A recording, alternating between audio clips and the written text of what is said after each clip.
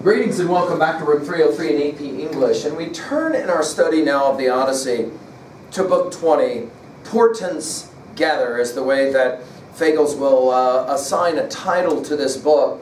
I want to just for a second though pause and give some considerations as we begin our study of this book, which sometimes students will have difficulty with. They're like, dude, why can't we just actually get to the, he jacks all the suitors with the stringing and the bow and all of that in books 21, 22. I think there's some really important stuff going on in each one of these preceding books, and I think there's some really important stuff going on here, so hear me out. First of all, think about the importance of signs as it's related to the Iliad. We certainly saw several of those, and of course the Odyssey as well. By the way, always reminding you that in the Iliad and the Odyssey, when the sign is shown something happening to the right, that is good, to the left, that is bad, right? Think about the importance and the difficulty of interpreting signs and knowing whether the sign is a good thing or a bad thing. Remember just recently when Telemachus was with Menelaus and Helen, there was that famous sign. And Menelaus quickly couldn't come to the interpretation that Helen was able to provide about, of course, Telemachus' father doing his thing. However, I want to point out a few other ideas really quickly before we begin. The most important thing I think about our study of the Odyssey in this book, Book 20, is we can easily forget that before these texts as adventure stories, which obviously they served as, they are religious texts for us. We can't forget this, right? And because that's the case, we're going to argue that this is the most religious of all of the books of the Odyssey. To remind us important propedeutic here, instructional didactic, that respect for the gods is really important. I mean, remember this when we study our Plato here in a little bit. They kill Socrates for challenging the very idea that some of these stories in the Odyssey, in the Iliad, the Odyssey, might be a little bit suspect. And for that, Socrates accused of atheism and, of course, his hemlock shade. In other words, for the Greeks, it's all about reverencing the gods and paying proper attention to the signs. If you fail to do that, jacked. And we're going to see this, I mean, really in spades as we study this book. Now, if you haven't been following our work at LearnStrong.net, find the AP folder and find the other books that we've already worked with. Let's do a real quick summary of books 1 through 19. Book 1, the invocation of the Muse, and Telemachus' mission is given to him by Athena. It's time for you to grow up. One more time, we're going to have this played out here in Book 20. In Book 2, Telemachus tries to call an assembly. The suitors are going to mock him, make fun of him. We're going to see this again in Book 20. And then off he goes with Athena as his helper, but does not realize it. It's in the form of mentor. In Book 3, he ends up in Pylos with Nestor. In Book 4, he ends up with Menelaus and Helen. We referenced that a few moments ago, that he was with Menelaus and Helen, right? Ultimately, at the end of Book 4, the suitors are waiting to kill him, and Penelope is, of course, distressed about the fact her son is gone. Book 5, Odysseus ends up on Calypso's island, we're told, and then ultimately he gets to leave. Book 6, he's with Nausicaa. In Book 7, he's with the Phaeacians. In Book 8, the Phaeacian games, which ultimately lead to, along with Demodocus, lead to his disclosure of Book 9. Book 9, 10, 11, and 12, the flashback books. Book 9, of course, Polyphemus. Book 10, the Laestrygonians, ultimately on the island of Circe. Book 11, the journey to the house of the dead. Book 12, finally, the Sirens, the sailing between Scylla and Charybdis. And, of course, the eating of the sun god's cattle, which in the end, of course, means all of them die, except for Odysseus. Book 13, the Phaeacians are going to return Odysseus to Ithaca. For that, of course, they get jacked, don't they? Right? Book 11, Odysseus with Eumaeus, the swineherder. We get this long story about where he came from. Book 15, we have Telemachus with Menelaus and Helen, and this is, of course, the portent of the sign I was referencing a few moments ago. And then he's told, you need to get back home, but go to Eumaeus. Book 16, we have Odysseus with Telemachus, and they plan to defeat the suitors, which will soon happen.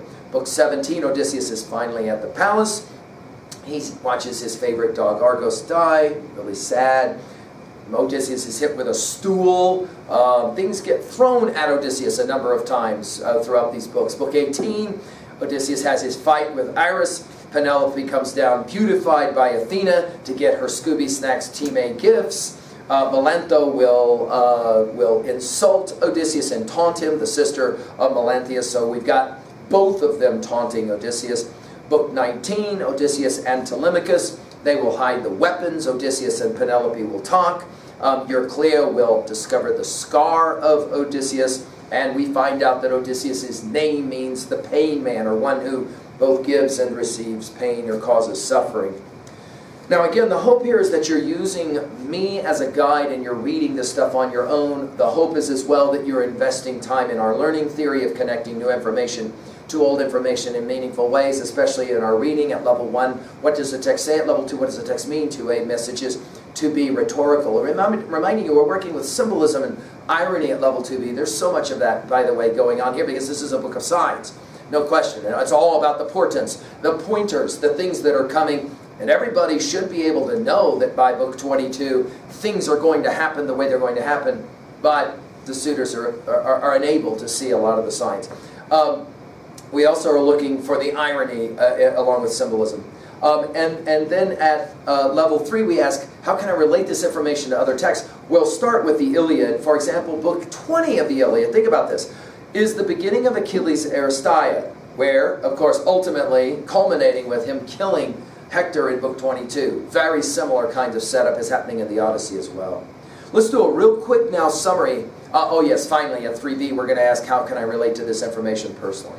Let's do a real quick summary now of book 20. This, in many ways, if we had the longest day of the Iliad, and we certainly did, we have a different understanding of the longest day, but this is certainly the longest day. It's going to start in the morning, it's going to culminate with all these suitors being jacked at the end, and Penelope and Odysseus being restored at the end of the day.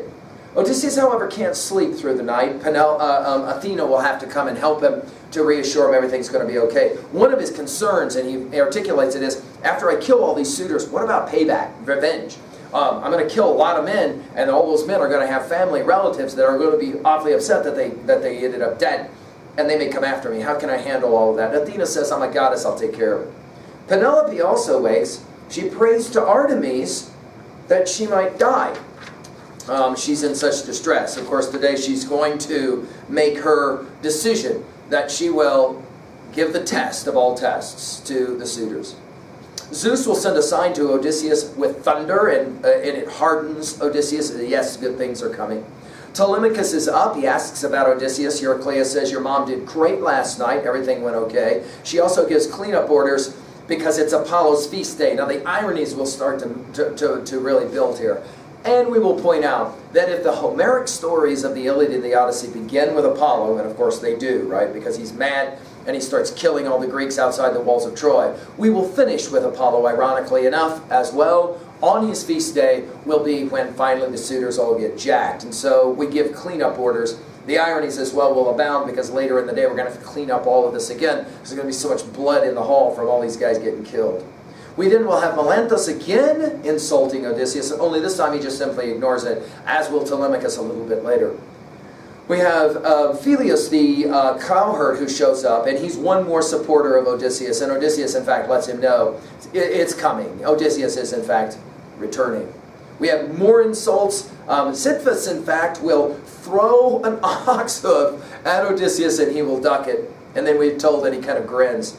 Finally, Theoclymenus, who we met earlier, that seer, who has already given us a couple of observations, well, he gives a very, very dark prophecy, and all the suitors do is laugh. Well, the tension is obviously set for the stringing of the bow in book 21, and then the jack that will follow in book 22. Now, as I've said every time I pick up these books, I always will say to you guys, I would love to be able to read it all to you, I just can't. But let's go ahead and at least pay attention to some of our lines here that are pretty powerful. Again, we open with Odysseus sleeping on the ground. He's done that for so long now that that's where it almost seems like he's more comfortable. It'll be interesting that he starts out the evening or the early morning sleeping on the floor, but by the end of the day he'll be having a debate about where his bed is and all of that. We'll get to it. There Odysseus lay, line 7 or so, plotting within himself the suitor's death, awake, alert, as the women slipped from the house, the maids who whored in the suitors' beds each night, tittering, linking arms, and frisking as before. It's fascinating how enraged this makes Odysseus, that these women are going out and sleeping with the men. Of course, Odysseus will have done this with Circe for a year and with Calypso for 7 years. But the argument would be that he didn't have a choice. Of course, a few of these young girls would probably make the argument they really didn't have much of a choice either, given the suitors. For this, Odysseus is going to slaughter all of them, as we've already kind of been given to. The master's anger rose in his chest, we're told. Torn in thought, debating, head and heart. And this is interesting that it's the head and heart debate. We've seen this, that juxtaposition of being between Scylla and Charybdis, having choices. We've said that this is in many ways the hallmark of the modern individual, not able to always make up one's mind as to exactly how one should act. Hamlet's to be or not to be, right? Should he up and rush them, kill them one and all, or let them run with their lovers one last time? The heart inside him growled low with rage. And we get this interesting epic simile. As a bitch mounting over her weak, defenseless puppies growls, facing a stranger bristling for a showdown. We're back to a dog reference here, and the use of the word bitch, which we've heard a couple of times, but then it was used in insult, right? So Odysseus growled from his depths, hackles rising at their outrage. But he struck his chest and curbed his fighting heart. Bear up, old heart. You've borne worse, far worse. That day when the Cyclops man-mountain bolted your hardy comrades down. But you held fast. Nobody but your cunning pulled you through. It's wonderful how the poet loves to use these words like nobody and bring back to mind, of course, the Polyphemus story. The monster's cave you thought would be your death. And so he forced his spirit into submission, and the rage in his breast reigned back, unswerving all endurance, but he himself kept tossing, turning. The man of twists and turns can't sleep. We have this really powerful simile as well, as a cook before some white-hot blazing fire who rolls his sizzling sausages back and forth, packed with blood and fat, keen to broil it quickly, tossing, turning it this way, that way. So he cast about. Just put it in your notes at 3a. We're going to have a similar kind of attempt at a word picture in our Dante, when he talks about the birds who are flying in the air and kind of tipping on their wings. The same idea here. In other words, Odysseus can't sleep very well. Athena will come to him and ask why. Odysseus will say that he's got a lot on his mind, especially at 41. There's another worry that haunts me even more. What if I kill them, the suitors, thanks to you and Zeus? How do I run from under their avengers? Show me the way, I ask you. And she says, you are impossible. She reminds him, I'm a goddess, don't worry about it, I'll guard you, and go to sleep. And again, we read this, of course, as, oh, yeah, this is that mythology thing about Odysseus talking with Athena. But original listeners to this poem would really believe that there is such a thing as a goddess Athena, who is in fact giving Odysseus the belief that it's fine, you're going to be taken care of, and that allows him to sleep. At that moment, when he goes to sleep, Penelope wakes up. She prays to Artemis, I wish you would just kill me, right? She even mentions Pandarus's daughters, and for the second time, she will reflect back on stories of Greek mythology when the gods destroyed someone who called out in prayer. Line 88 or so, just so may the gods who rule Olympus blot me out. Artemis, with your glossy braids, come, shoot me dead, so I can plunge beneath this loathsome earth with the image of Odysseus vivid in my mind. Never let me warm the heart of a weaker man. She's going to put out the axes and Odysseus' bow. She's already told the beggar she's going to do this, which means that it's very, very possible that she's going to have to end up marrying one of these disgusting suitors, and of course that's going to break her heart. She says that her dreams torment her. Back to more things about dreams. Then dawn shows up. They both are daydreaming or dreaming about being with each other. Both of them are praying and hoping, right? And Odysseus will in fact say, show me a sign at 110, 111. Show me a sign, a good omen. Zeus hears, he thunders at once, and then from within we're told a woman who is grinding grain let a lucky word fly. She was the only one left who was still grinding. All the other ones had gone to bed. And she says, sure, it's a sign, right? Father Zeus, because there's not a cloud in the sky. And she will say at line 130, these brutes who break my knees, heart-wrenching labor, grinding their grain, now let them eat their last. That is to say, the final meal or the last meal. We'll have that happening here in a bit. Odysseus immediately, we're told, his heart leaps up because he knows. Telemachus is then up. He asks Euryclea about how things went. and he says, you know, how did mom do? Did she take care of him? Eurycleia says she did great. And Telemachus is happy about that. Telemachus goes to the meeting ground with his sleek hounds. Eurycleia will then begin the process of cleanup. And it's interesting because we're going to have two cleanups in this day. One to get ready for Apollo's feast, and one to clean up after Apollo's feast day turns into a slaughter. And then we hear about it at line 177. Our young gallants won't be long from the palace. They'll be bright and early. Today's a public feast. Eumaeus will come back, and he'll ask Odysseus, did the suitors show you any respect? Then all of a sudden on cue, Melanthius will show up at line 190 and begin his insulting. Still alive, still hounding your betters, begging around the house. He says, get out. We'll never part, I swear. The ironies obviously are dark here, right? Until we taste each other's fists. We're told, though, that Odysseus has no time for it at 201. No reply. Right? The wily one just shook his head silent, his mind churning with thoughts of bloody word. We then will have the arrival of Philoctetus, who is the good cowherd. He is quintessentially, along with Eumaeus, what good servants really do look like in the Odyssey. He'll ask, who is this stranger? He shows proper xenia and encouragement, cheers to the old man. And then he says, no mercy for men, about Zeus, no mercy for men at line 223. You give them life yourself, then plunge them into misery. We're back to Zeus and his two jars of good and evil from Iliad 24 with Achilles. And then he says, I broke into sweat, my friend, when I first saw you. My eyes still brim with tears, remembering him, Odysseus. He must wear such rags. I know it, knocking about, drifting through the world. And then he says it. The cows are doing very well, however, that I was left by Odysseus to take care of. But just look, he says, these interlopers, 238, these interlopers tell me to drive them in for their own private feasts. Not a thought for the young prince in the house. They never flinch, no regard for the god's wrath. And again, there it is, this most religious of books. We're going to hear this over and over again. The suitors get jacked because, well, it's not so much that they eat Odysseus out of house and home. It's that they don't show proper respect to the gods. Of course, especially Zeus, Athena, and Apollo, right? In their mad rush to carve up their goods, my master gone so long. And then, I'm tossed from horn to horn, which is funny because he takes care of cattle, longhorn cattle, right? And he says, I don't know what I should do. If I leave, I'm a traitor to my country, but I hate to sit here and watch all of this happening. Odysseus will give the oath, he will say it, cowherd, you're no coward, and nobody's fool. The fact that the word nobody gets used is fun, I'd say. He says, even I can see there's sense in that old head. And he says it finally, Odysseus, line 260, Odysseus will come home while you're still here. And then he says it, stranger, if only. And this if only has become a mantra, where anytime Odysseus says, Odysseus is coming back, it's always, if only he really would, right? Well, of course, it's about to happen.